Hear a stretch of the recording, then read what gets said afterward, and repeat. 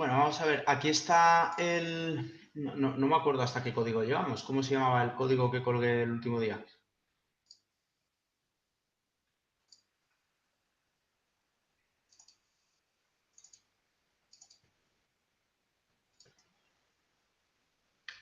Esto es lo último que hicimos, me imagino, ¿no? ¿O esto es el que alguien me pasó porque no le iba o algo?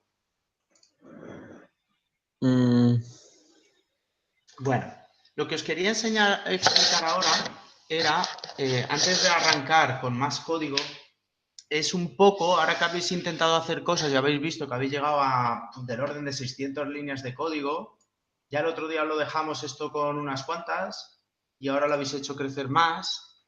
Pero lo primero que quería enseñaros es cómo organizar cuando esto va creciendo, ¿vale? Entonces, espera que tengo por aquí morralla por el tubo.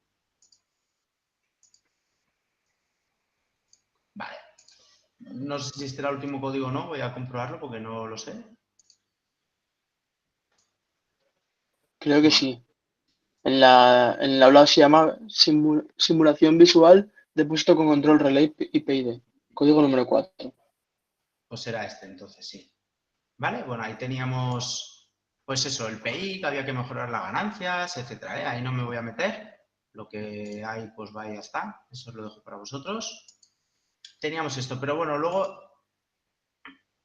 vimos que nuestro código empezó a crecer de la siguiente forma. Hicimos un simulador de depósito que estaba resuelto. Entonces, todas estas líneas, de las 7 hacia adelante, las podemos comprimir. Todo eso simulaba el depósito, ¿no? Luego teníamos aquí, para todo lo que son por las gráficas, la limpieza de los vectores, el guardado, teníamos otras funciones. Luego teníamos, que esta es la que tendríamos que modificar, teníamos aquí todo esto de la línea 88 a la línea, esta de aquí, 145, para crear lo que es la visualización, ¿correcto?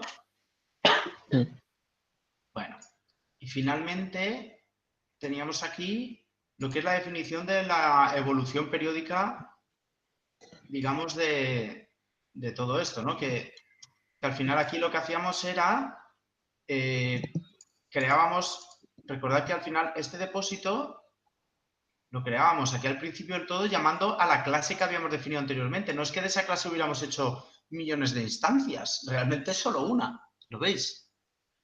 Bueno, pues, por ejemplo, una manera de ahorrar todo este código podría ser la siguiente. Cogemos todo este código de aquí, que se llama simulador depósito, todo este código, ¿vale? Lo voy a llevar a otro fichero. Fijaros, me creo aquí un fichero en blanco, que no tiene nada, y por ejemplo voy a limpiar todo este código llevándome esto a otro lado. Lo voy a cortar de aquí, control X, y lo pego aquí. ¿De acuerdo? Simplemente este código tiene esto. ¿Vale? ¿Qué le pasa a esto? Vale, fijaros, como aquí este código llamaba a NumPy, aquí arriba tendremos que poner import NumPy como NP y ahora ya no da errores. ¿Lo veis? Vale, pero este fichero, al fin y al cabo, ¿todo esto para qué sirve? Simplemente tiene el simulador del depósito, ¿no? Bueno, pues a este código le voy a llamar... Si queréis le pongo, para entender de qué va esto, le pongo la palabra módulo delante y voy a poner módulo que tiene dentro simulador depósito. ¿Estáis viendo mi pantalla o no? Sí. Llamo módulo simulador depósito. Y aquí dentro es donde está todo este código. Pero para que este código de aquí lo reconozca, tengo que hacer ahora aquí import módulo simulador depósito. Y si yo ahora quiero crear aquí el código que es el objeto depósito, que era instanciar esta clase, resulta que esta clase estaba dentro de este módulo. Con lo cual, yo simplemente tengo que acceder a esa clase de dentro de este módulo. Pongo esto. ¿Veis? Y fijaros que va a hacer lo mismo exactamente. Hace lo mismo exacto, no ha cambiado nada. ¿De acuerdo? No ha cambiado nada, ¿lo veis? Hace lo mismo exacto. ¿Tienes que guardar el módulo simulador depósito en algún sitio en especial? Bueno, en este caso, justo al lado, en la misma carpeta. Muy bien. ¿Vale? Ok. Es la manera de compactar el código. A ver, que también el editor este nos permite hacer esta cosa, que compacta, que no está mal. Eso no está mal hacerlo. ¿Vale? Bueno, pero luego tenemos otro que es un poquito más grave y es todo esto, creación de la ventana. Todo este código, ¿lo veis? Todo ese código que crea la ventana, claro, eso es un poquito, esto ha sido un poquito más duro.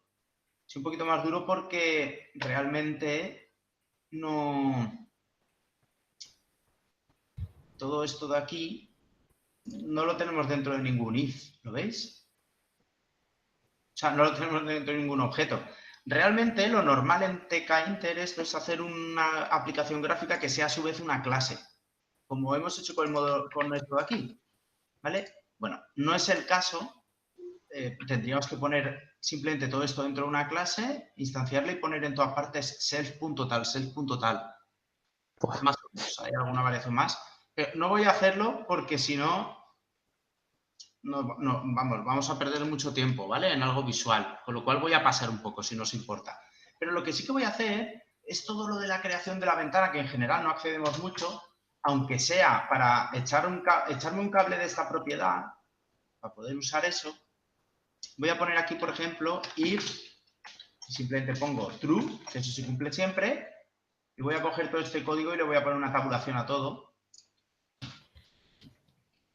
aunque sea así, ¿vale? Esto de aquí, todo este código, que es creación aplicación gráfica,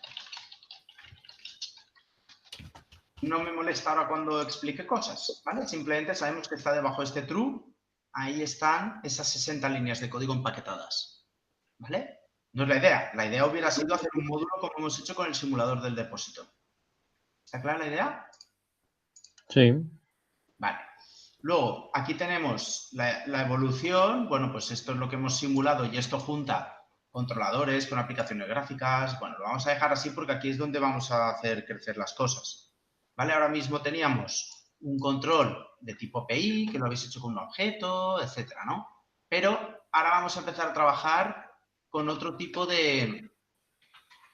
con otro tipo de controladores, ¿vale? Así que, o sea, si lo tenéis como una clase, mejor, podéis seguir así, pero si no, lo importante es que entendáis que todo este código, que es nuestra manera de calcular la acción de control, esto de aquí, es lo que vamos a cambiar por controladores más avanzados, que son los que hay que ver en este tema, ¿vale? Bien. Muy bien. Bueno, vamos a ver. Tenemos ahora que irnos a la teoría. Tenemos que avanzar en la teoría.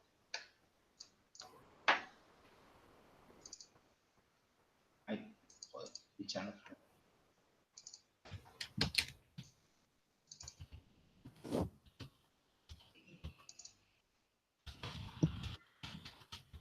Bueno, y entonces vimos el otro día en la práctica anterior.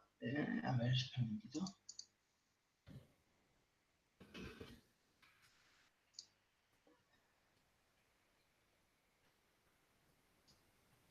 Vale, vimos por qué el PID a solas no iba bien siempre. Vimos el control con variables auxiliares, control en cascada, control por prealimentación, etcétera. Y en lo que queda de asignatura nos vamos a centrar en ver estos dos elementos de aquí, pero en verdad para hacer el control predictivo también nos tocará ver esto aquí del control adaptativo, identificación y tal, ¿vale? Bueno, vamos a empezar con esto de aquí, con realimentación del estado, ¿de acuerdo? Bien, bueno, para ello voy a explicaros primero un poco en qué consiste esto de la realimentación del estado, que es el modelado en espacio de estados, en qué consiste la realimentación del estado y cuando lo tengamos ya, digamos, todo preparado, lo implementaremos en nuestra aplicación. Al final van a ser 4 líneas de código, Pero para llegar a esas 4 líneas de código, bueno, pues tenemos que ver un poco qué es lo que hay detrás. Así que me voy a la teoría de esto. Me salto todo esto que ya hemos visto.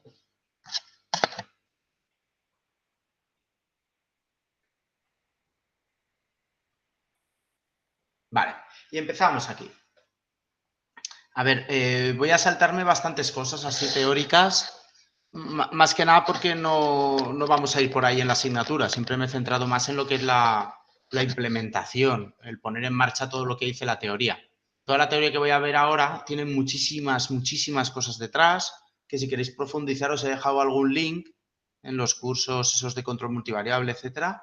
Y bueno, ahí podéis entrar en más detalles, pero yo voy a ir un poco más rápido para ir directo a lo que habría que hacer y cómo se traduce en comandos. Bien, vamos a ver primero a recordar el modelado entrada-salida que ya conocemos para a partir de ahí hablar del modelado en espacio de estados. Hablaremos de sistemas discretos, no de controladores discretos, que ya lo conocemos, sino de sistemas discretos. Veremos cómo se analizan esos sistemas y finalmente el control por realimentación del estado. Veremos que esto es una cosa teórica, pero no es implementable, y de ahí vendrá la necesidad de obtener lo que se conocen como observadores. Observadores que lo que hacen es estimar este estado, en vez de mediciones de sensores, que hay que realimentar. ¿Vale? Bueno, luego finalmente veremos diferentes formas de diseñar esos controladores, que es lo que se conoce control óptimo, y lo extenderemos a control multivariable. Bueno.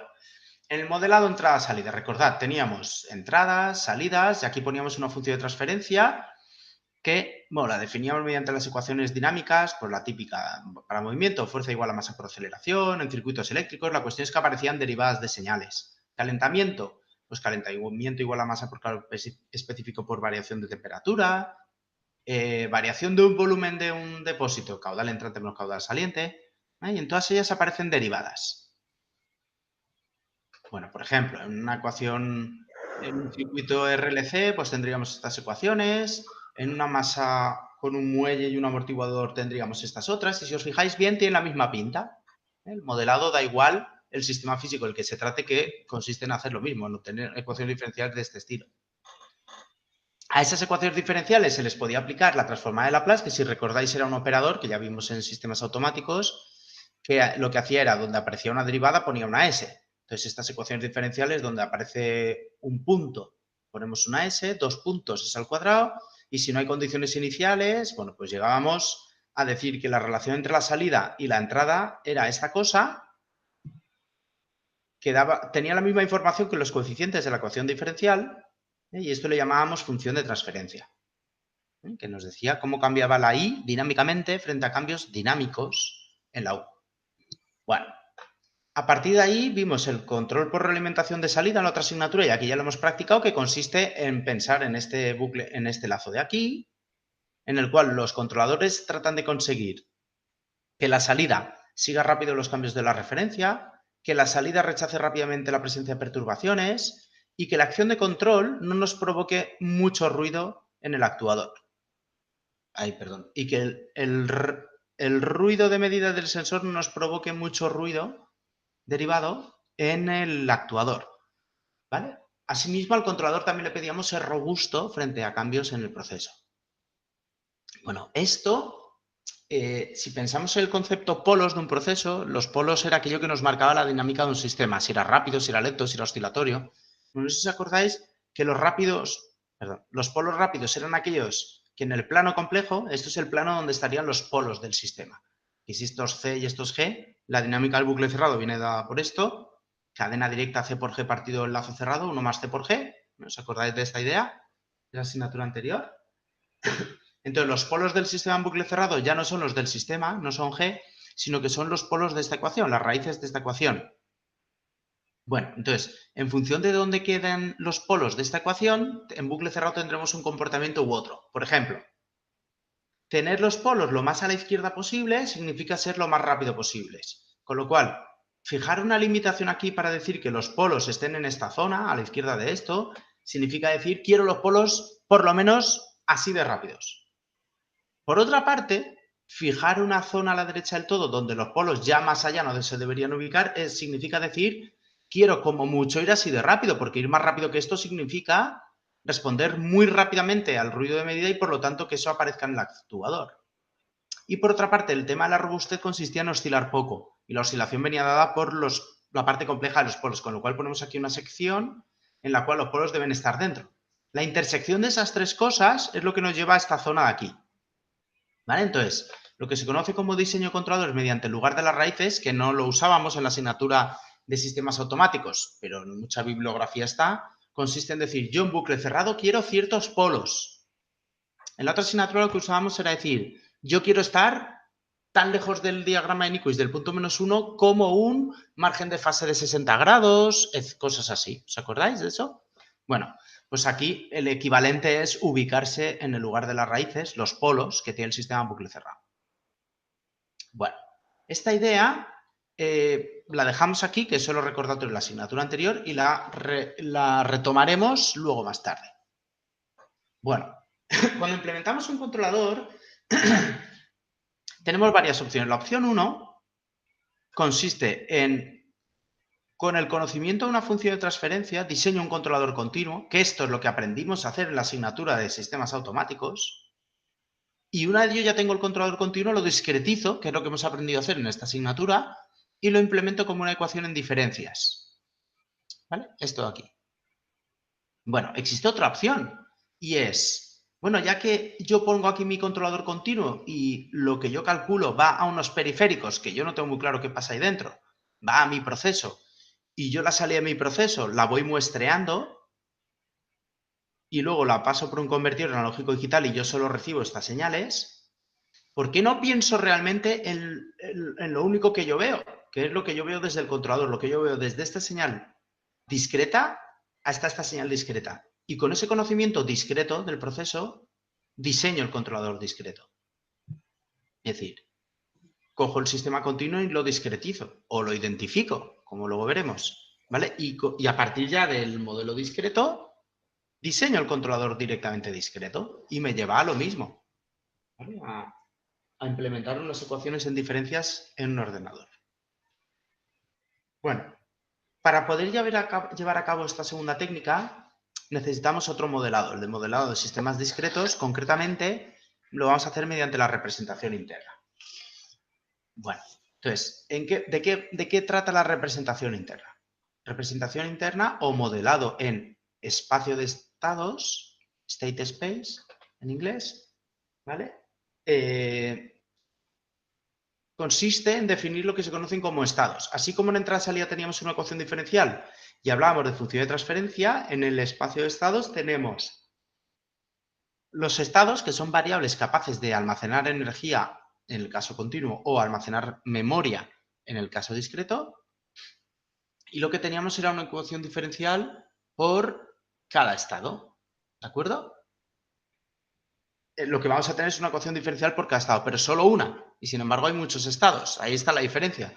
Aquí teníamos una única ecuación diferencial y aquí vamos a tener muchas ecuaciones diferenciales, pero siempre de grado 1. No va a aparecer S al cubo nunca, solo la S, digamos. ¿Vale? Y esto nos lleva a un sistema de ecuaciones diferenciales. El estado es el conjunto mínimo de variables que definen el sistema, de manera que en un instante de tiempo determinado, si yo conozco X y conozco U, puedo conocer cuál va a ser la salida sin necesidad de un sensor. Las variables de estado almacenan energía, no pueden depender directamente de la entrada, ni la derivada de la derivada de la entrada, y la dependencia debe ser así. La entrada de un sistema me dice hacia dónde evolucionan los estados. Es decir, me dicen cómo mi sistema va a memorizar ese hecho de que alguien haya cambiado la energía que ha inyectado. Es decir, lo que implican las variables de estado es almacenamiento de energía. Por ejemplo, en un circuito RLC como este, que antes habíamos hablado de la ecuación diferencial que tenía una pinta de este estilo, ¿vale? Para llegar a la representación en espacio de estado lo que haríamos es, bueno, aquí hay una bobina, eso es energía magnética por culpa de la corriente, ahí tenemos un estado. Aquí hay un condensador, ahí hay campo eléctrico, energía eléctrica almacenada en esta tensión, ahí tenemos el otro estado. Y planteamos una ecuación diferencial, es decir, una ecuación que incluya x1 punto y otra que incluya x2 punto, es decir, una ecuación diferencial para cada variable de estado y tenemos un conjunto de ecuaciones diferenciales como esta. Por ejemplo, aquí tenemos, esta de aquí simplemente viene de la definición del elemento. La corriente que atraviesa un condensador es igual a C por la derivada de la caída de tensión del condensador. Como la corriente era una de las variables de estado, la tenemos ahí, y la caída de tensión era la otra variable de estado, ahí la tenemos. ¿Vale? Y luego planteamos esta otra ecuación diferencial donde la caída de tensión en una bobina es L por la derivada de la corriente. Entonces, de aquí despejando ya tenemos x1 punto y x2 punto. Bueno, esto mismo lo podemos hacer con otros ejemplos, donde aquí el almacenamiento de energía sería la temperatura del agua, la temperatura del jamón. No lo voy a paso. Aquí otro caso con el muelle y amortiguador. Tendríamos, por culpa de la posición del muelle, tendríamos energía elástica almacenada en el muelle y por culpa de la velocidad de esta masa, tendríamos energía cinética en esta masa. Pues de ahí sacamos las variables de estado. Y planteando pequeñas ecuaciones para cada variable de estado, ecuaciones diferenciales, donde solo sale una derivada, tendríamos ahí la representación interna. ¿Vale? Lo mismo con un motor eléctrico donde además tenemos la posición. Bueno, en fin, todas las variables que aparecen aquí, que no voy a entrar. Al final, todo eso tiene la siguiente pinta.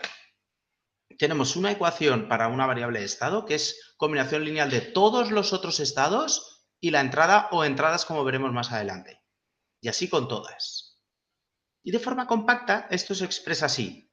El vector que contiene las derivadas de los estados es igual a una matriz por el vector de estados más otra matriz o vector en este caso porque solo hay una entrada por todas las entradas. ¿Vale? Es decir, al final, el equivalente a decir G de S aquí es decir X punto es igual a A por X más B por U. Es el equivalente. G de S era la ecuación diferencial que definía un sistema pasada por Laplace y x punto igual a por x más b por u es el sistema de ecuaciones diferenciales que define el sistema. Es la misma información escrita de otra manera. La ecuación de salida, los sensores, lo que nos interesa, también se expresará como una combinación lineal de los estados y puede que de las entradas. Normalmente este término vale 0. ¿Vale? Y normalmente esto de C1, C2, muchas veces vale simplemente alguna de estas variables vale 1 y el resto 0. Y normalmente solo sirve para seleccionar alguna variable. La representación de forma compacta es esta de aquí, es decir, el equivalente a decir G de S, donde me entraba U y salía Y, ahora aquí es todo esto. X es la variable puente entre las ecuaciones de entrada y las ecuaciones de salida.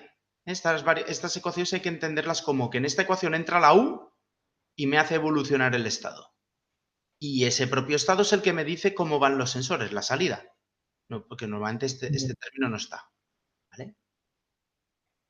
Bueno, esa misma idea aplicada a los ejemplos de antes, simplemente reordenando, nos lleva a que, por ejemplo, este ejemplo de antes se puede expresar de esa forma. X punto igual a por X más B por U, Y igual a C por X más D por U, donde la matriz A se rellena así, B así, en que eso ya es simplemente despejar y rellenar las matrices. No vamos a entrar. El otro ejemplo lo mismo, se llega a la misma nomenclatura. X punto igual a por X más B por U, Y igual a C por X más D por U. Y simplemente con los parámetros que hay aquí, KCM, aparecen por aquí de alguna manera y eso nos da el modelado. Lo mismo con el motor eléctrico, que ya es un sistema con más estados, entonces nos queda una matriz de orden 3 en este caso. Y fijaros, los elementos del motor,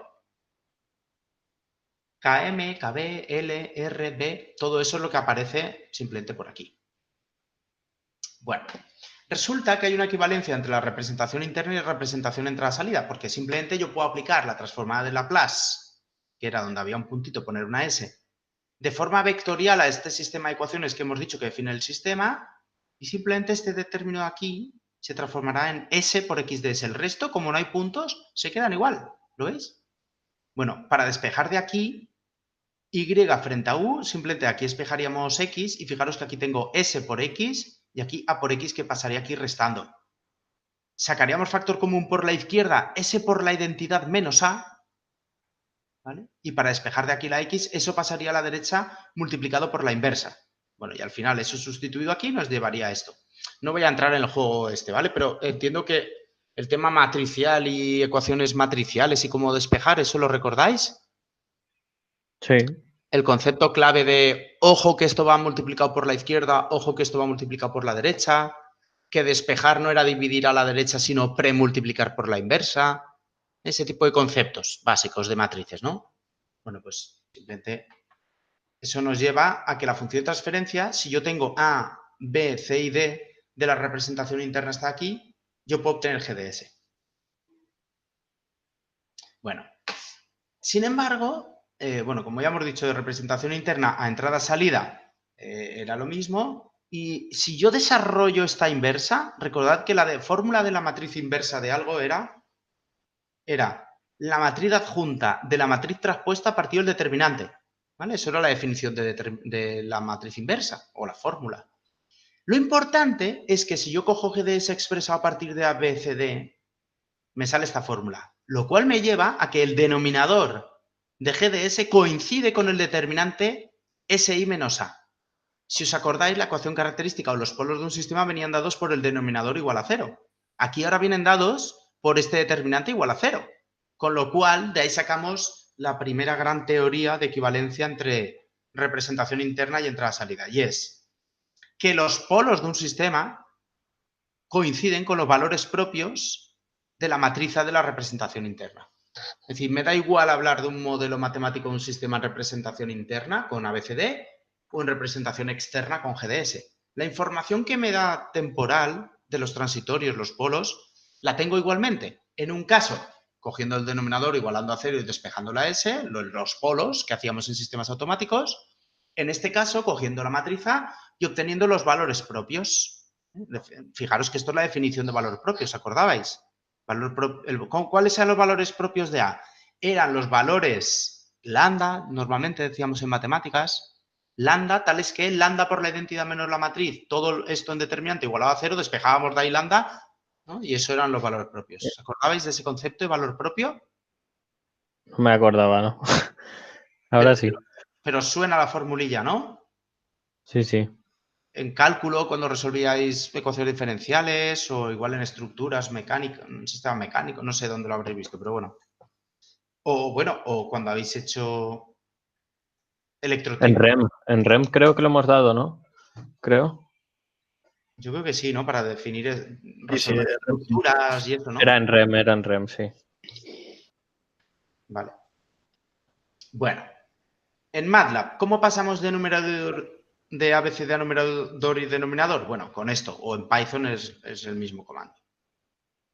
Al revés, de entrada-salida representación interna no hay una solución única, pero en MATLAB, de las miles que hay, te da esta de aquí. ¿Por qué no hay solución única? Bueno, pues porque tenemos más grados de libertad. Recordad esto de aquí, por ejemplo. Aquí tenemos 1, 2, 3, 4, 5, 6, 7, 8, 9 elementos a rellenar, cuando en realidad, si teníamos, 9 elementos a rellenar, cuando de la ecuación diferencial que habíamos pintado antes, no será esta, por ejemplo, realmente en la ecuación diferencial solo había 1, 2 y 3 parámetros, ¿lo veis? Con lo cual, tenemos más grados de libertad con esta representación. Con lo cual, el comando de MATLAB, que pasa de transfer function to a ss, nos da una cualquiera que nos sirve. Bueno, una vez tenemos el modelo ABCD de un sistema, la respuesta impulsional, antiescalón, tal, simplemente consiste en resolver esta ecuación diferencial, que es muy fácil de resolver, porque aquí tenemos la derivada, digamos que se resuelve integrando a la derecha. ¿Vale? Lo que pasa es que aquí tenemos dx partido de t, digamos que la x pasaría abajo dividiendo, aparecerían los logaritmos, bueno, al final eso nos lleva a esta expresión.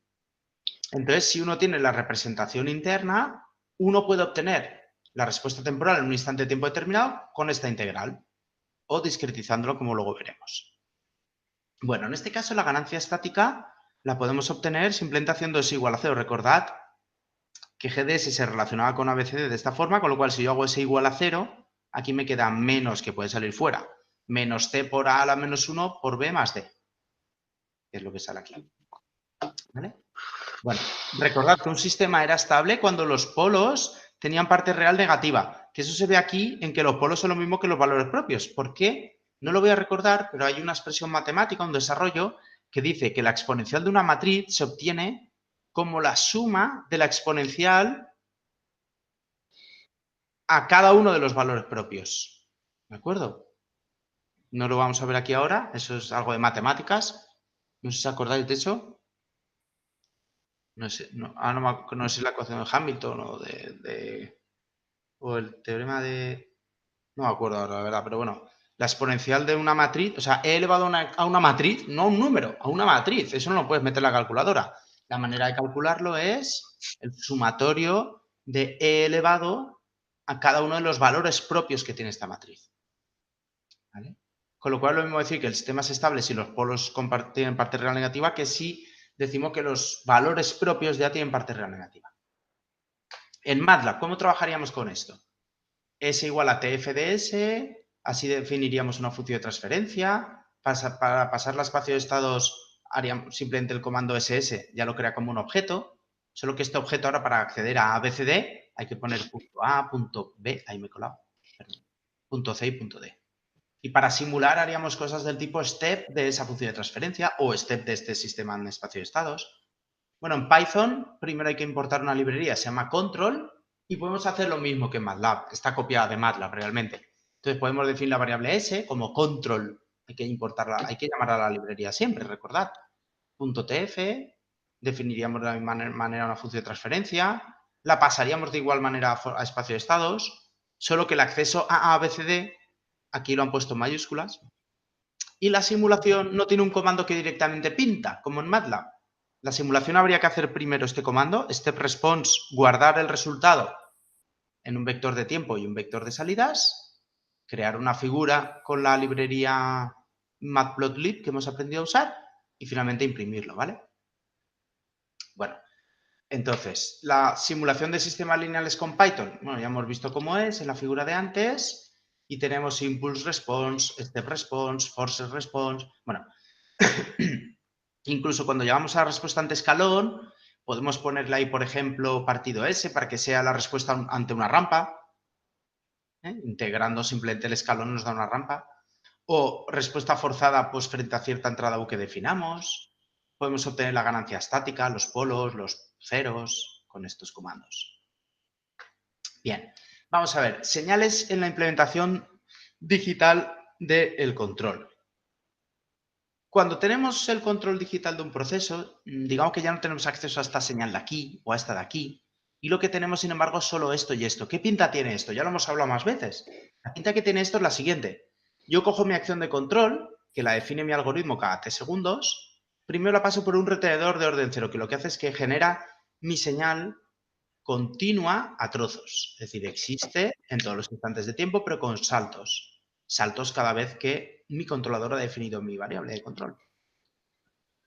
Esta señal continua, pero así a saltos, entra en el proceso continuo y genera esta salida real, continua. Está aquí. Pero yo para saber qué pasa en mi proceso tengo que poner un muestreador siempre, cada cierto tiempo, con lo cual yo al final en mi proceso solo me entero de esto, de estas bolitas. ¿De acuerdo? Entonces mi controlador solo ve estas bolitas de aquí, no ve lo del medio. Bueno, para pasar un sistema continuo a un sistema discreto, lo único que hay que tener en cuenta es que cuando hacíamos la integral que hemos explicado antes, hay que tener en cuenta que la acción de control, esta acción de control, entre periodos, era constante. Con lo cual esto de aquí lo podemos sacar fuera de la integral. Poder sacar fuera eso de la integral significa que yo puedo definir mi estado cada t segundos y ahora empiezo a nombrar con k los instantes de tiempo. K igual a 0, k igual a 1. Entonces, el estado en el periodo siguiente será igual a por el estado en el periodo anterior, donde A es directamente toda esta matriz. La evolución temporal durante t segundos. Toda esta matriz iría aquí. Y luego, como U hemos quedado que es constante entre periodos, la puedo sacar fuera. La integral de todo esto, ¿vale? También, fijaos que t, como al final es el término de integración, lo tenemos aquí. Y esto va de t a t más tau. El hecho de que aquí salga t nos da igual, porque al final nos queda de 0 a t, digamos. Con lo cual, eso mismo también nos lleva a que la matriz B en discreto o vector B en discreto también tenga una ecuación concreta. Esta idea de transformar de valores continuos de A, B, C y D a valores discretos A, B, C, D lo hace también un comando en MATLAB que simplemente aplica estas ecuaciones. ¿Vale? Bien, esto, bueno, pues en MATLAB, por ejemplo, haríamos pues el control discreto de continua, el proceso de continua discreto se transforma con el comando C2D, continuous to discrete. Ponemos el proceso y a cuánto lo discretizamos. Y para crear espacio de estados en discreto simplemente hay que poner las matrices ABCD y luego otro parámetro extra de periodo de muestreo. Esto de la creación en Python es igual. Lo único que cambia es lo de la transformación de continuo a discreto, que aquí es directamente el comando C2D, continuous to discrete, y en Python es, dentro de la librería control, este comando, sample system, es decir, muestréame el sistema. Y le pones el proceso continuo y luego el periodo de muestreo. ¿Vale? Cambia el nombre del comando, pero hace lo mismo. Bueno, entonces, en el modelado de sistemas discretos tenemos la ecuación de estado y la ecuación de salida, que tienen la misma pinta que antes, solo que ahora, en lugar de hablar de x punto igual a A por X, ahora hablamos de X en el periodo siguiente es igual a una matriz A por X en el periodo anterior, más B por U, y luego la Y igual a C por X más D por U. Es decir, esta pinta de aquí. ¿Veis la diferencia? Antes teníamos que todo esto era de T, todo era de T, todo era T y esto era la derivada. Y ahora lo que tenemos es que todo es sub K y esto es sub K más 1, el periodo siguiente. Bueno, para pasar de representación interna a representación entrada-salida en discreto, tenemos otra herramienta equivalente que se llama transformada en Z, que funciona de la siguiente forma. Es muy parecido a Laplace. En Laplace, ¿os acordáis? La transformada de Laplace de X punto, ¿cuánto hemos dicho que valía? ¿Os acordáis? S por X. Muy bien, era X punto, el punto, había que traducirlo por multiplicar por S, ¿no? Bueno, pues aquí ahora habla, y la integral de X era 1 partido S. Aquí ahora hablamos de adelantar un periodo es multiplicar por Z y retrasarnos un periodo es dividir por Z. ¿Vale? Es decir, en Laplace llegábamos a la conclusión S era el operador derivada y 1 partido S el operador integral. Y aquí llegamos a la conclusión de que Z es el operador adelanto y Z a la menos 1 es el operador retardo. Está clara esa analogía, ¿no? Bueno, lo mismo si aplicamos esto al sistema de ecuaciones, la transformada en Z, donde pone K más 1 ponemos Z, y queda la misma ecuación que antes, solo que ahora con Z en vez de con S. Pero es lo mismo todo. Entonces, igual que antes, ahora tenemos que la ecuación característica viene dada por los polos de A, es lo mismo todo, normalmente de vale 0, no cambia nada. Lo único que cambia aquí ahora es esto. A partir de esta ecuación de aquí ahora, resolver una ecuación de diferencias es completamente absurdo. No es como resolver una ecuación diferencial que había que integrar. Aquí simplemente hay que sustituir. Es decir, si yo tengo que xk más 1 es igual a A por X más B por U de K, y yo conozco toda la secuencia de acciones de control, ¿cuánto vale X en este instante de tiempo? Bueno, pues simplemente aquí donde pone X de K, repetiríamos esta ecuación. Y diríamos, en vez de X de K, pongo paréntesis gigante y pongo A por X de K menos 1 más B por U de K menos 1. ¿Correcto? Vamos a ver si esto me deja pintar aquí o no.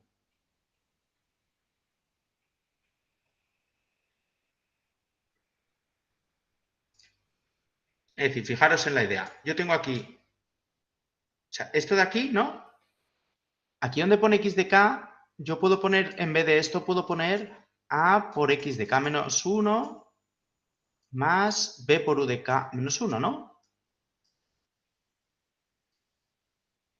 ¿Vale?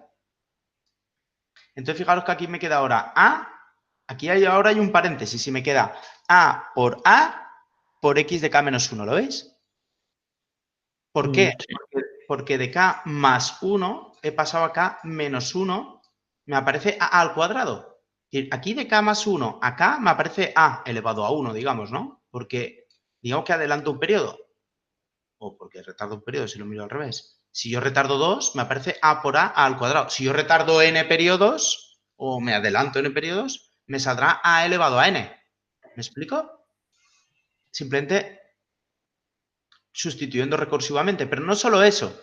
X de K más 1 depende de B por U de K y también depende de A por B por U de K menos 1. ¿Vale? Estos productos A por B, que los estamos viendo aquí, ¿vale? Al final, con todo eso tenemos que X de K se representa como la matriz A elevado a K por X0 más todo el sumatorio este de aquí que depende de las U's. ¿De acuerdo? De esta manera, sabiendo en un instante de tiempo determinado el estado, X0, y sabiendo toda la secuencia de acciones de control que yo aplico a un proceso para hacerlo evolucionar, yo puedo predecir simplemente con multiplicaciones y sumas mi estado. ¿Vale? Esto es la clave de lo que se conoce como los simuladores. Simplemente corren estas ecuaciones.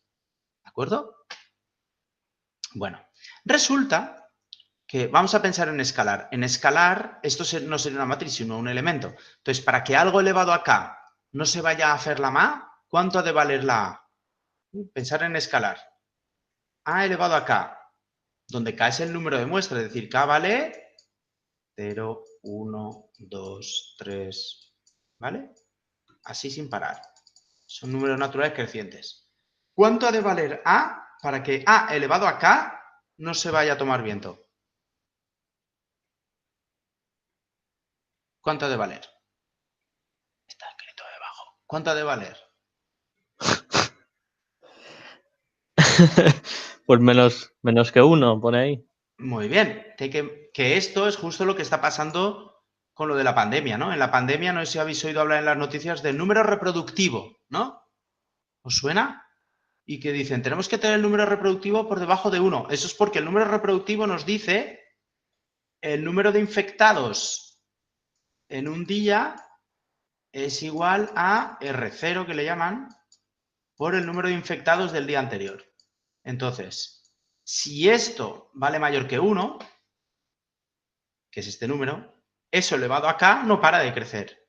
1,1 por 1,1, sí, no es muy pequeño, pero ya da algo, ¿no? Es que el siguiente número, otra vez por 1,1, pues ya da bastante más. Porque al final multiplicar por 1,1 significa aumentar un 10%, pero desde el último valor. Es decir, imaginaros. Bueno, si tenía Python abierto, es lo mismo, ¿no? Imaginaos aquí. Empiezo por 8, ¿no? Y digo,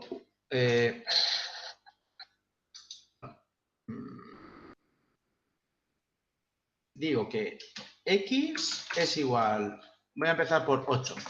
Ya digo, X es igual a 1,1 por 8.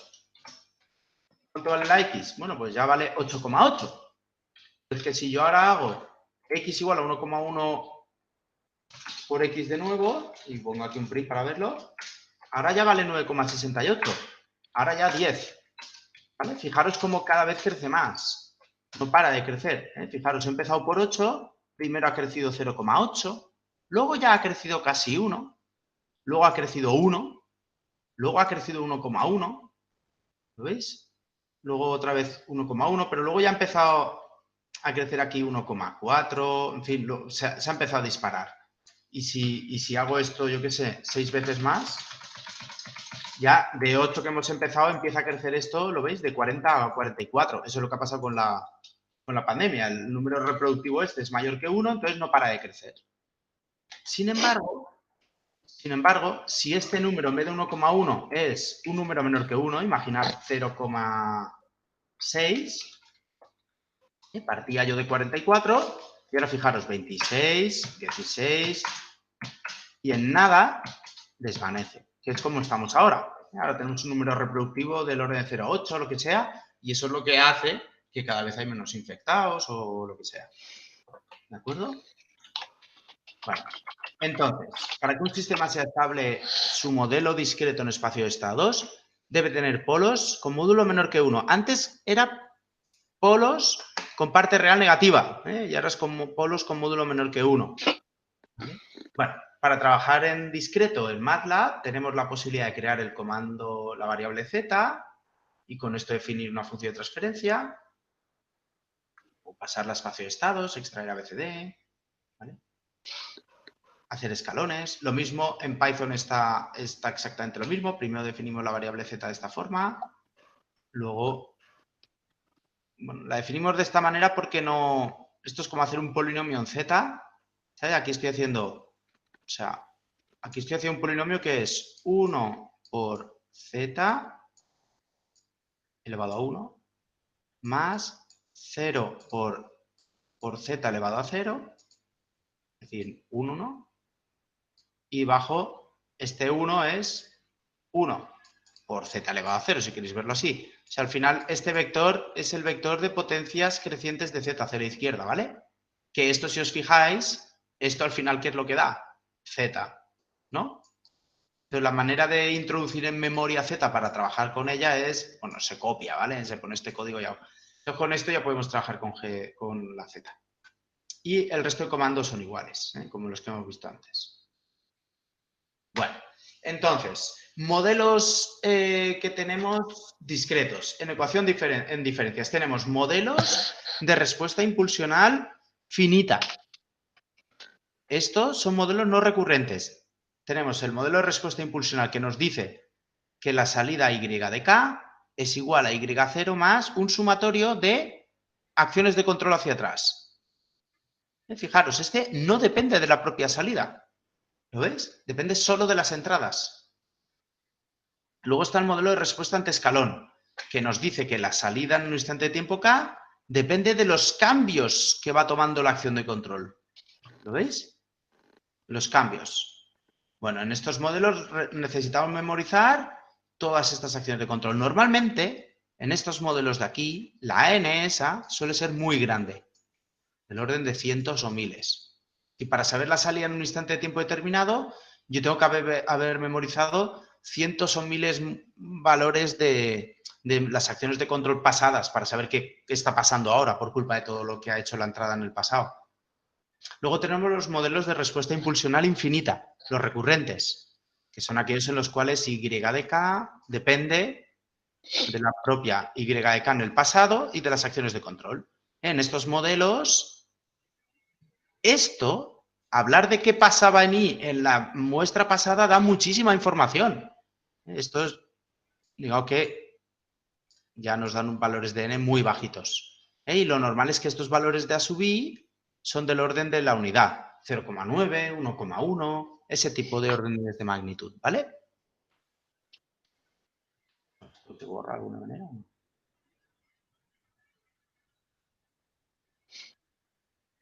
Bueno, no sé cómo borrar todo esto. ¿Lo veis bien igual que lo he emborronado? Sí, sí. Bueno, ¿vale? Bien, y finalmente, esta misma idea, el hecho de memorizar estas salidas en el pasado, es uno de los conceptos por los cuales existe el estado discreto, que consistía en memorizar el pasado, cosas. Con lo cual, esto lo podemos llevar a un modelo de representación interna, de esta forma. ¿Vale? Que además este modelo incluye todos los anteriores. ¿Por qué? Porque puedo usar este modelo, por ejemplo, para que el estado me haga memorizar las acciones de control para este tipo de modelos. O en este caso de este tipo de modelos, el estado puede servir para memorizar tanto las salidas del pasado como las acciones de control del pasado. Con lo cual, con esto yo puedo llegar a esta ecuación más el concepto de memorizar en algún lado, que sería la X, o esta ecuación más el concepto de memorizar en algún lado, que estaría todo en la X. Bueno, entonces, en los sistemas discretos llegamos a un modelado como el de antes, pero en vez de x punto xk más 1 igual a por x de k más b por u de k, ¿de acuerdo? Y las herramientas que tenemos, como ya hemos dicho, son la transformada en z, que ya hemos recordado lo que era un operador lineal, el adelanto era z, el retardo era z a la menos 1, y para llegar al concepto función de transferencia, que es la transformada de la salida, bueno, en z de la salida respecto a la transformada en z a la entrada, tenemos modelos de respuesta impulsional finita, este de aquí, que dependía de u, Si aplicamos la transformada en Z, simplemente tienen esta pinta. Esos modelos matemáticos simplemente tienen esta pinta de aquí. O lo que es lo mismo, expresado en zetas positivas, tienen esta pinta. Este tipo de modelos de aquí, por el hecho de esto de aquí, fijaros que eso de ahí...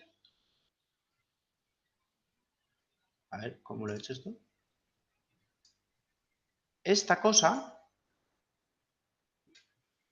delta U de K, al final era U de K menos U de K menos 1, ¿no? Hemos dicho que por definición era eso antes. Con lo cual, si a esto yo lo aplico la transformada en Z, eso me lleva directamente a U de K transformada en Z, 1.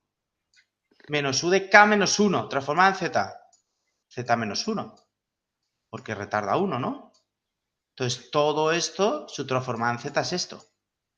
¿Lo veis? De ahí viene que este modelo nos ha llevado directamente a que estos h sub i van multiplicados por los z elevado a k menos i, ¿no? h1, z menos 1. Y estos de aquí van multiplicados previamente por 1 menos z a la menos 1. ¿Lo veis ahí? Bueno. Finalmente, estos de aquí, si yo aplico ahí la transformada en z, yo tengo ahí, bueno, pues a sub 1 por z menos 1, a sub 2 z menos 2, que es lo que tenemos por aquí. Ojo, que esto deberían ser todo signos menos. Bueno, la cuestión, que cualquier modelo de los que hemos visto antes se pueden representar así y a su vez se pueden representar con representación interna, ¿vale? Es decir, de una ecuación en diferencias yo puedo pasar a una función de transferencia que tiene esta pinta, bueno, esta pinta, donde lo de abajo puede todo desaparecer o lo de arriba, que es lo que hemos visto antes, que hay algunos que no tienen denominador, estos de aquí. ¿Vale? Pero luego a su vez podemos pasar a espacio de estados, con lo que hemos dicho, con lo cual hay una relación, ¿vale?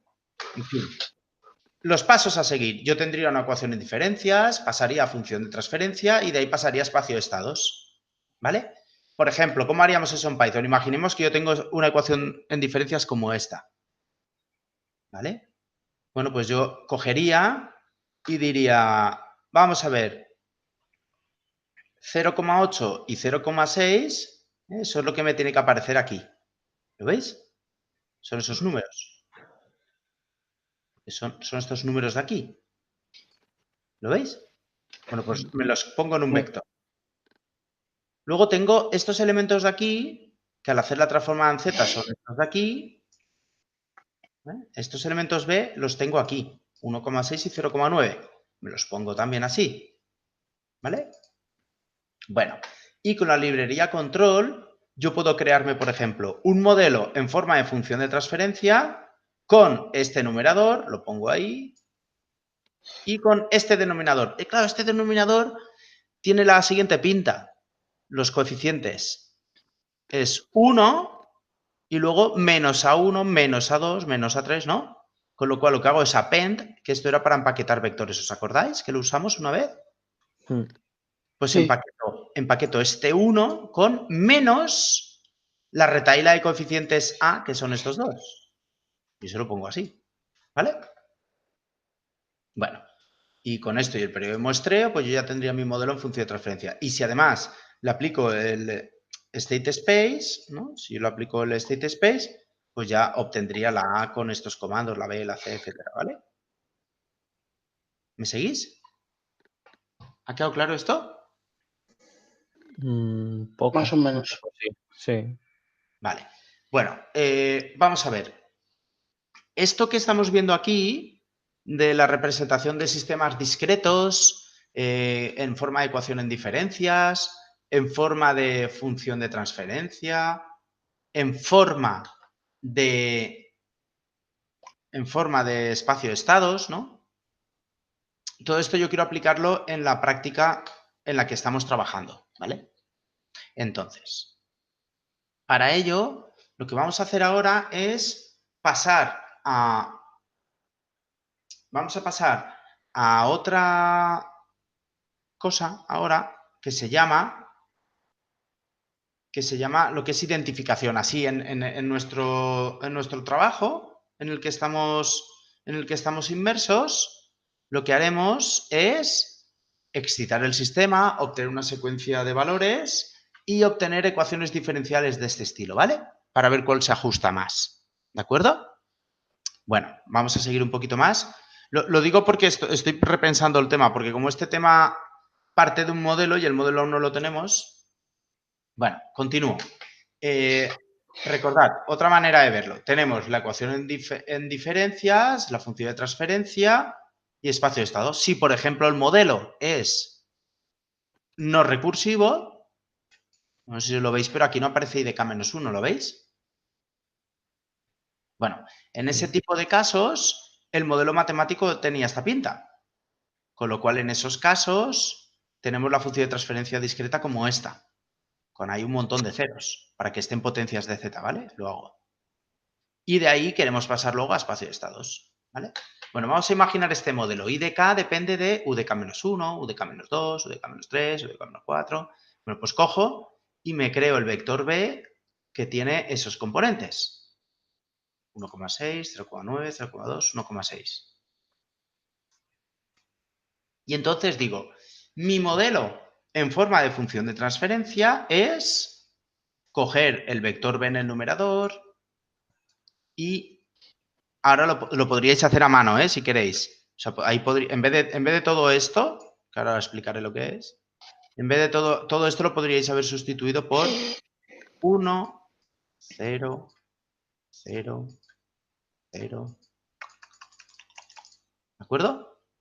Lo que pasa es que si luego queremos automatizar, como veremos, voy a probar un modelo de orden 4, de orden 8, de orden 12. Bueno, pues esto es una manera de empaquetarlo. El Ravel lo único que hace es coger una matriz y la empaqueta toda en una única array. Es decir, si yo tengo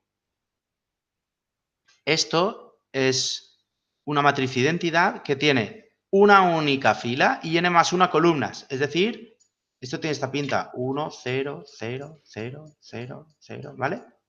Y lo normal de la matriz identidad es que tiene dos tamaños. Lo normal es que este y este sean iguales, ¿no? Lo típico de... Claro. ¿Os acordáis, no? Como es la matriz identidad. 1, 0, 0, 0, 1, 0 y 0, 0, 1. ¿Os acordáis de eso? Sí. Vale. Bueno, pero si yo defino una matriz identidad de tamaño 1 por 3, realmente solo me estoy quedando con esta parte de aquí. ¿De acuerdo? Eso es lo que estamos haciendo al crear esto.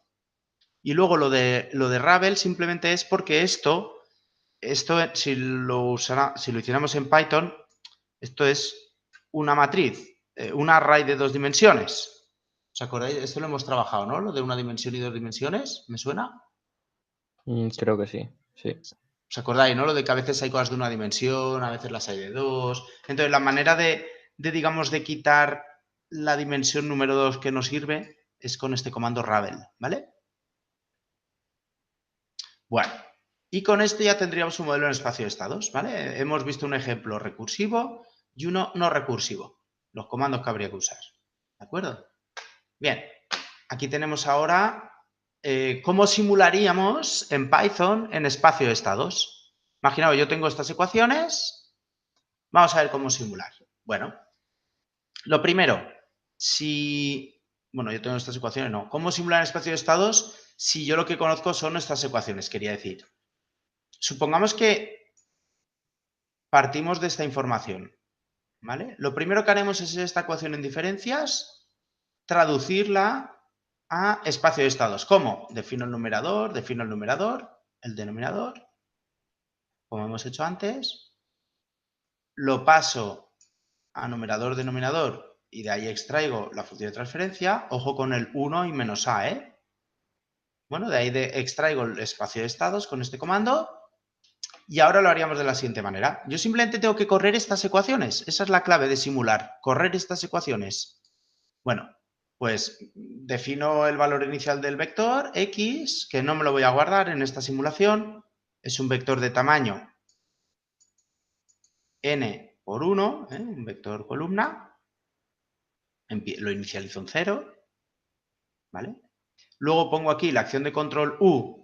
Bueno, si la defino así es un array, no es una matriz. Podría haberlo hecho así o, bueno, podría haberlo hecho de otra manera. Pero bueno, en este caso lo he hecho así, con un array de una única dimensión, no de 2, como esto. Acordaos que para poner 2 dimensiones poníamos doble paréntesis. Esto también lo hemos tratado, ¿no? Sí. Vale. Bueno, entonces, resulta que la multiplicación matricial, que esto también lo hemos nombrado cuando estuvimos estudiando Python, ¿verdad? Sí. NumPy, quiero decir, el primer día. Se hacía con arroba. Entonces, el A por X es A, que en este caso la A es de este modelo, con lo cual tengo que extraerla. A por arroba y X. X, ¿vale? Y todo esto en un bucle for. La variable K es la que itera para n muestras. Y luego B, la extraigo, la B, y ahora por U. ¿Vale? El por U, bueno, pues lo he puesto así en este caso, pero me ha tocado ponerlo. Esto es porque U era, digamos, era un array, entonces si yo del array esta extraigo solo un elemento, digamos que es un escalar y él no sabe multiplicar una matriz por un escalar, aunque la matriz tenga una única columna. ¿Me explico? Es decir, esto por un escalar se puede calcular, pero Python digamos que no sabe. Necesita que aquí haya una matriz aunque sea de tamaño 1 por 1. ¿Vale? ¿Qué es lo que nos ha tocado hacer aquí? ¿De acuerdo? Esto de aquí ha sido para eso, para que cumpla. Pero si no lo hubiéramos hecho, yo creo que podríamos, en este caso, podríamos haber hecho también esto. gss.b multiplicado normal por u de k menos 1. Hubiera sido directamente multiplicar por un escalar todo. Eso también se lo hubiera comido, ¿vale? Pero bueno, lo he puesto así porque luego más adelante cuando pongamos aquí esto matricial, bueno, pues para que tenga más sentido, ¿vale? Y finalmente la evolución de las salidas que almacenaríamos lo haríamos de esta manera, ¿vale? Bueno, propiedades. La ecuación en diferencias con la función de transferencia tiene esta pinta. La ganancia estática ahora se calcula en vez de con s igual a 0 con z igual a 1. El sistema se establece si los polos tienen módulo menor que 1. Y la relación entre polos continuos y discretos es esta de aquí. ¿Vale? Simplemente. Bueno, esta ecuación de aquí la hemos visto antes cuando hemos discretizado la ecuación diferencial continua. No sé si os acordáis. Pues bueno, el equivalente cuando calculamos los polos es este. Y es que un polo continuo, acordaos que es la inversa de la constante de tiempo y cambiándole el signo. Por ejemplo, ¿os acordabais, no? El concepto polo, porque no sé si lo hemos gastado mucho. ¿Os acordabais? Sí, pero lo de polo continuo, creo que no. Bueno, aquí sabemos identificar que tau es la constante de tiempo, ¿correcto? Pero ¿quién es Sí. el polo? O sea, ¿qué valor de S hace eso igual a 0? ¿Qué valor de S anula el denominador? La inversa de z. Menos 1 partido tau, ¿no? Si queremos que esto de 0, ¿cuánto vale S? Ya, claro. Menos Menos 1. 1 partido tau, ¿no? Bueno, pues esto que pone aquí polo continuo se refiere a eso, a menos 1 partido tau, en el caso de sistemas de primer orden, ¿vale? Bueno, pues un polo discreto se expresa como e elevado a menos 1 partido tau por el periodo de muestreo, ¿vale? ¿De acuerdo? Bueno, vamos a ver.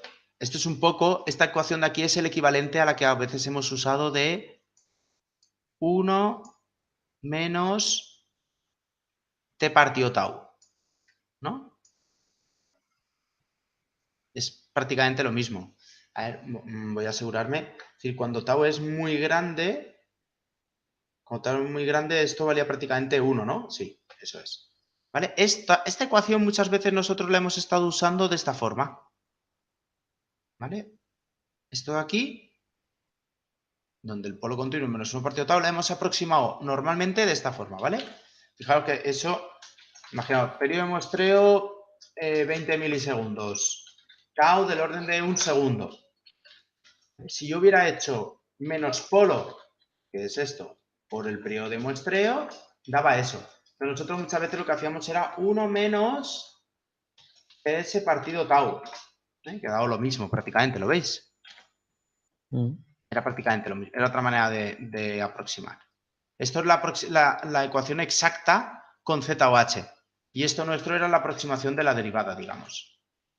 Bueno, la cuestión, que al final el plano complejo S, lo de que a la izquierda era estable y en el plano Z aquello de que el módulo fuera menor que 1, tienen ciertas relaciones. Es decir, un polo que está por aquí en medio, pero bueno, aquí marcamos un límite del periodo de muestreo, que cuando hablábamos de sistemas continuos eso no lo nombrábamos. Pero bueno, un polo en el origen, el integrador, o sea, esto de aquí es lo del 1 partido S. Y cuando yo igualo el denominador igual a 0, ahí me queda S igual a 0, ¿no? Ahí está ese polo. Un integrador en discreto tiene esta pinta.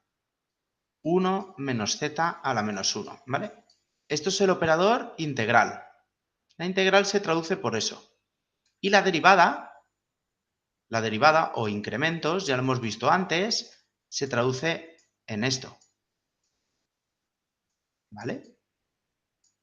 Bueno, ¿esto a qué nos lleva? A que este elemento de aquí, esto es el polo de un integrador. Fijaros, ahí lo tenéis. Si yo cojo esto y lo igualo a 0, me queda z igual a 1, ¿no? Bien. Por otra parte, si yo me muevo por los polos complejos puros, los oscilatorios, ¿os acordáis? Esto de aquí tenía una respuesta temporal como una rampa. ¿Os acordáis? Un integrador. Y un polo por aquí, ¿qué pinta tenía? ¿Quién se acuerda? ¿Alguien se acuerda? No. Un seno puro. Polos complejos puros son los senos puros, ¿no? Vale, pues si yo justo este seno puro lo represento a la frecuencia justo la de la mitad del muestreo, la frecuencia de muestreo es 2pi partido t. ¿Vale? Justo a la frecuencia del muestreo, yo ahí que tengo.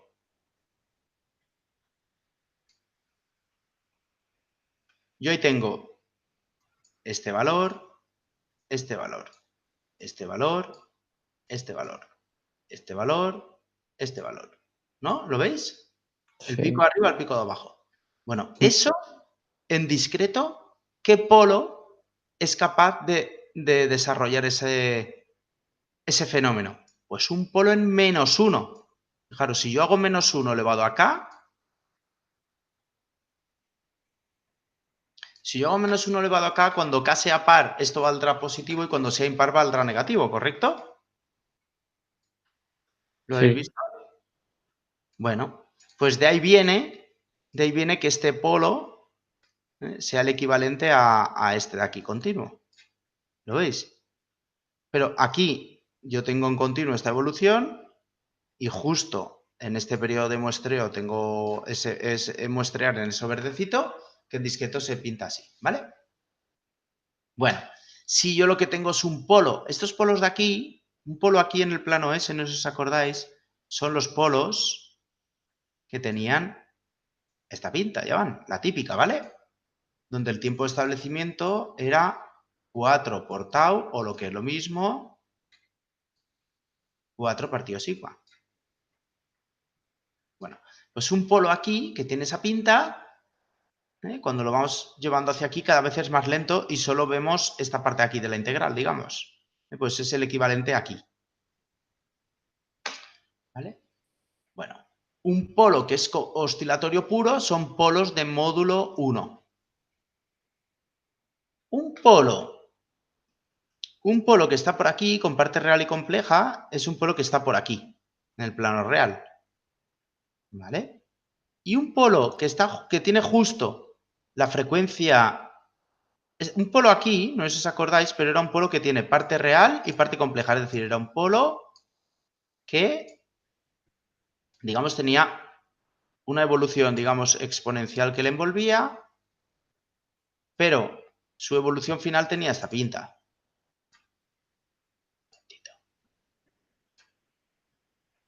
Tiene una parte senoidal y una parte exponencial. ¿De acuerdo? Pues resulta que este polo, si justo tiene la misma frecuencia que la mitad del muestreo, me lleva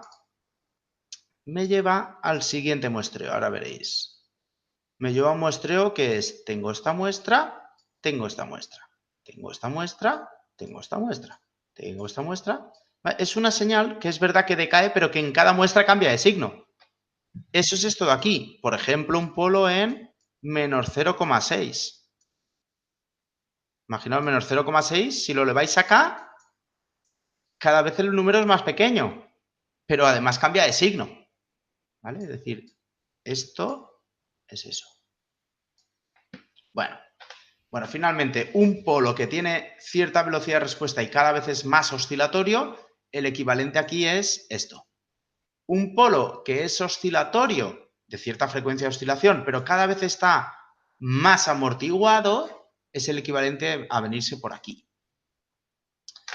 ¿Vale? Finalmente, un polo que cumple siempre con el mismo ángulo, pero que cada vez es más rápido, es lo mismo que moverse por estas líneas raras. Finalmente, aquello que decíamos de ubicar polos en continuo, que tienen que estar a la izquierda de aquí para ser rápidos, pero a la derecha de aquí para no amplificar mucho el ruido, y dentro de este sector angular para ser robustos.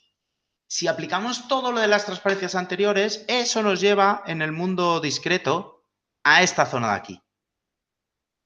Esta zona de aquí, ¿vale? Es decir, el ser lentos en continuo era estar cerca del origen y aquí es estar cerca de aquí.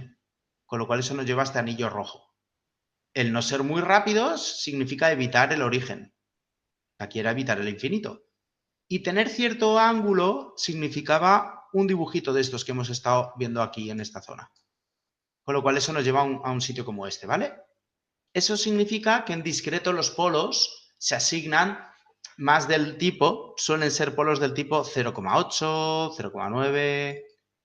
¿Vale? En discreto, te da igual el sistema como sea, los polos siempre tienen la misma pinta, si has muestreado bien. ¿Vale? Bien. Bueno, a ver...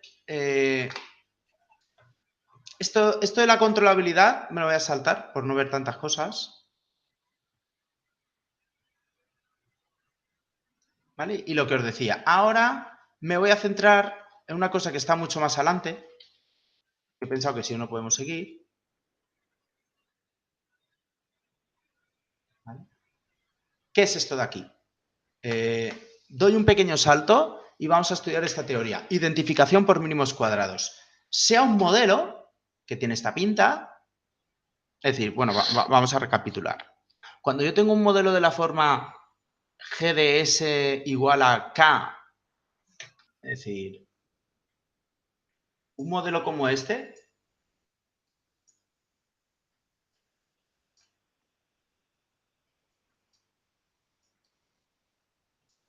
¿vale? Yo tengo un modelo como este. Resulta que a esta T, a esta tau y a esta K sabemos darle una interpretación física, ¿no? Y eso nos llevaba a que si yo tengo mi sistema, lo someto a un escalón y yo observo su respuesta. Perdón.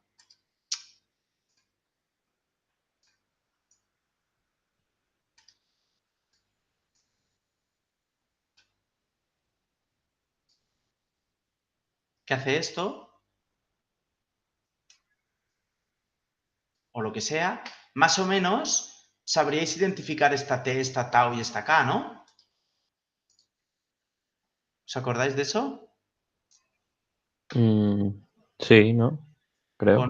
Con este cambio y este cambio obtendríamos la K, ¿no? La K es igual a este cambio partido este cambio. El retardo sería igual a este tiempo que no se ha enterado de nada, ¿correcto? Sí. Y la tau sería, una vez se ha enterado de algo, tau es cuánto le ha costado moverse el 63% de todo lo que se va a mover. ¿Os acordáis de eso? Sí. Vale, pero si yo tengo mi modelo de esta forma, no sabemos esas mismas cosas. O sea, esas técnicas experimentales a base de medición ante escalón ya dejan de ser válidas, no existen, ¿vale? Entonces, en estos casos, aplicamos otra técnica, que es lo que se conoce con identificación por mínimos cuadrados. Vamos, lo que sabéis hacer en Excel de toda la vida de tengo una recta con puntos, voy a aproximarla con una ecuación, ¿no? Tengo ahí una nube de puntos y aproximo por una recta. Eso mismo. Bueno.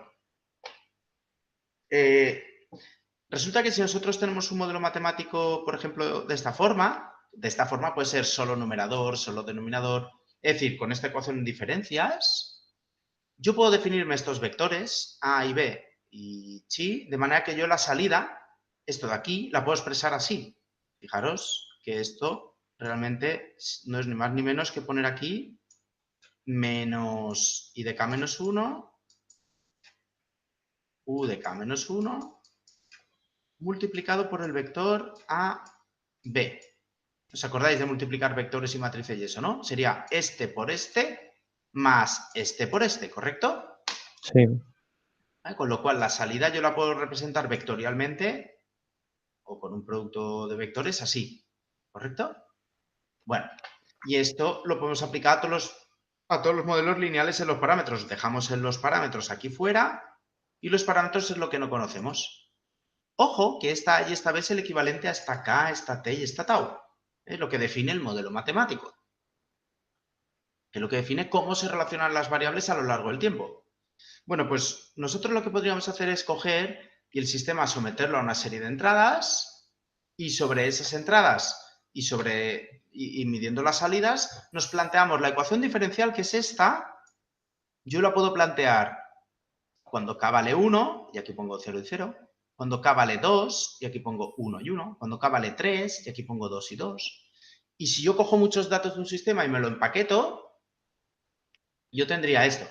De manera que todas mis mediciones de la salida yo las puedo empaquetar en este vector. ¿Vale? Y luego, todos estos elementos de aquí, yo los puedo empaquetar aquí en una columna con su signo y todas las acciones de control estas, yo las puedo empaquetar aquí con su signo. ¿Vale? Y resulta que todo esto yo lo puedo expresar como el vector ese y grande, que sería esto, igual a una matriz xk grande, que sería esta cosa, y multiplicado por el vector tecta, ese que tiene A y B. ¿Y podéis demostrar? Al final yo tengo aquí un supervector, una supermatriz, pero aquí solo tengo los dos parámetros que no tengo. ¿Vale? Entonces, de estas ecuaciones, ¿cómo se despeja A y B? ¿Alguien se acuerda de eso? Bueno, no se pueden despejar, porque fijaros que están sobredefinidas. Hay más ecuaciones que incógnitas. Con lo cual, a lo mejor yo obtengo A y B para cumplir dos ecuaciones, pero ya no cumplen la tercera. ¿Me seguís? Entonces, lo que se solía hacer era obtener A y B tal que todas las ecuaciones se cumplen más o menos. ¿Vale? Es decir, tal que I sub k menos xk por el parámetro que yo quiero calcular, todo esto, que va a ser un vector con mogollón de numeritos, que es el error entre la realidad y lo que predice mi modelo, todos estos numeritos de este vector, que todos ellos elevados al cuadrado y sumados sean mínimos. ¿Vale? Yo puedo minimizar la suma de todos los errores de predicción para cada medición que yo podría haber hecho con las otras mediciones que tenía. ¿Vale? Eso se llama solución de mínimos cuadrados. Bueno, y eso se calcula simplemente así. Pero eso en Python se puede hacer bastante fácil con una librería que se llama sklearn, que es de Machine Learning y tal, que todo esto es la base del Machine Learning, por cierto. No sé si os suena eso de Machine Learning, inteligencia artificial y todo eso. Estos serían las bases. Entonces yo me creo de esta librería, tiene una clase que se llama Linear Regression. Primero creo un objeto tipo Linear Regression. Me preparo o sea, yo de aquí tengo datos y tengo mi vector Y grande, ¿vale? Mi vector Y grande y tengo, me voy creando, fijaos que mi matriz X me la tengo que crear poniendo aquí menos I0 hasta menos IN y luego aquí U0 hasta UN, ¿no? Con lo que hemos dicho en la transparencia de antes. ¿Lo veis? Con lo cual, con esto me creo esta columna de aquí, con este comando. Cojo del elemento 0 al n-1, bueno, esto sería n-1, al n-1, al penúltimo, ¿vale? Y simplemente lo pongo reshape. Esto significa me da igual y eso significa que quiero una columna. Número de filas, me da igual, una columna. Eso es lo que significa este código. Entonces ya me he creado esto. Y a esto le hago un stack en horizontal. ¿Os acordáis que eso que era empaquetar en horizontal matrices? Le empaqueto en horizontal mi vector de us. ¿Lo veis? Pero mi vector de us que también lo tengo que volver a cambiar el tamaño para que sea una columna. Por eso le pongo el reshape otra vez. ¿Vale? Bueno, eso lo hago para todo el orden de mi sistema. Tendría que ir haciendo eso. Bueno, que en este caso el orden es, si hacemos esto, el orden es 1. Este código igual no sería exacto, había que hacer también esto para todos los órdenes. ¿Vale? Y ahora lo que hago es, mi modelo, mi objeto de tipo regresión lineal, lo ajusto para que cumpla con esta ecuación, igual a x por tecta. Si yo me monto x y me monto y, esta ecuación me devuelve tecta. ¿Vale? Para obtener tecta tendríamos que hacer modelo.coefs. ¿Vale? Va que ahí no lo he puesto el código. Y para predecir con este modelo, para pasar mi x por, en vez de por tecta gorro, existe este método predict. ¿Vale? Bueno, vamos a tener que hacer en nuestro ejemplo esto para poder obtener el modelo matemático. ¿Vale? Bueno, fijaros, en un modelo no recursivo que tuviera esta pinta, y de k solo depende de u, al final fijaros que esto, digamos que tendría esta pinta, ¿vale? Y el código de Python que nos lo haría, pues igual que antes sería, primero pondríamos los unos, estos unos, y luego iríamos rellenando esto. Que lo hacemos con el hstack, este de aquí, lo vamos rellenando. Y luego lo ajustamos desde la muestra n hacia adelante. Desde la muestra n porque esto empieza en n, vamos. ¿Vale? Bien. Y lo mismo, con esto ajustaríamos el modelo, tendríamos los parámetros tecta, es decir, estos y estos, y con esto haríamos predicciones. ¿De acuerdo? Que luego, además, conociendo estos coeficientes, recordad que ya lo hemos visto antes. Cuando uno conoce esos coeficientes, no tengo que irme para atrás, perdón.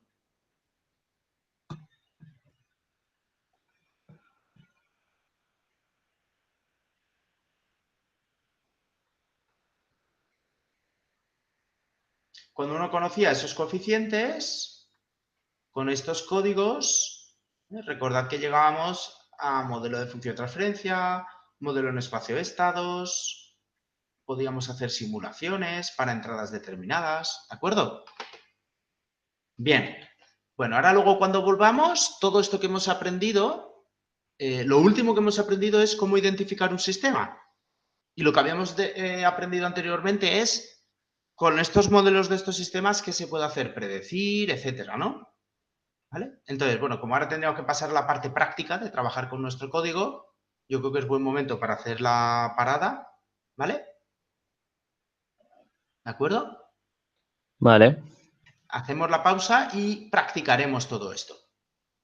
Es el Ok. primer año que lo doy por todo esto que he introducido Python y me acabo de dar cuenta que igual está un poco desordenado, pero lo que son las transparencias.